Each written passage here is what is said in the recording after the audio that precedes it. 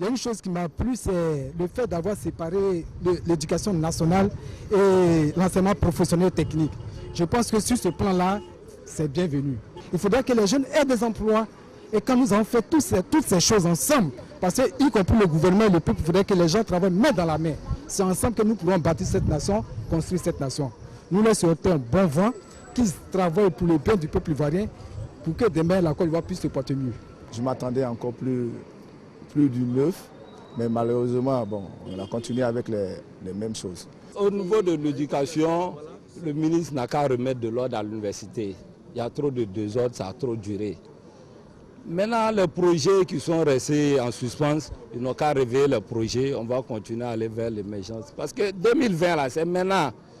Ce n'est pas dans 5 ans, hein, c'est maintenant, ça se prépare. Ce n'est pas avec un coup de bâton magique qu'on va arriver là-bas à l'émergence. Ça se prépare maintenant. C'est vrai, il y a beaucoup de choses que le président voudrait pour l'horizon 2020, mais on doit commencer par le changement de la mentalité. Sans le changement de la mentalité, on peut avoir beaucoup d'argent dans ce pays, on peut faire tout. Mais si l'Ivoirien nouveau ne naît pas, vraiment ça sera en vain. Depuis un certain moment, nous avons appris la formation de ce nouveau gouvernement. Mais qu'est-ce que nous attendons?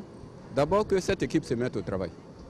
Le président a si bien dit que l'année 2020, c'est l'année de l'émergence. Ceci étant, c'est maintenant que le travail doit être fait.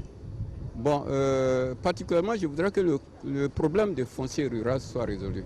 Parce qu'aujourd'hui, c'est la base des mécontentements, c'est la base des conflits que nous constatons un peu partout. Déjà, le gouvernement en a assez fait, mais nous exhortons au gouvernement de faire davantage. Déjà au niveau du prix de carburant, on a constaté que depuis un certain moment, il y a eu déjà, je crois, 2 fois que le prix du carburant a baissé. Et nous exhortons le gouvernement à toujours continuer de la sorte. Comme ça, nous les transporteurs, ça nous arrange et puis ça arrange aussi la population. Je pense que c'est bien, mais il faut s'accentuer plutôt sur la sécurité de la population. Et puis il faut avoir des intérêts pour la population également. Nous regardons le président et nous faisons confiance à ses choix. Mais derrière ces choix, nous en tant qu'opérateurs économiques, nous attendons beaucoup. C'est-à-dire, il faut que nous, les petites entreprises, nous ayons des ouvertures. Il faut qu'on nous fasse travailler. Aujourd'hui, là, nous tirons le diable par la queue. Vraiment, les marchés ne sont pas accessibles. Le financement à la banque, c'est tout un problème.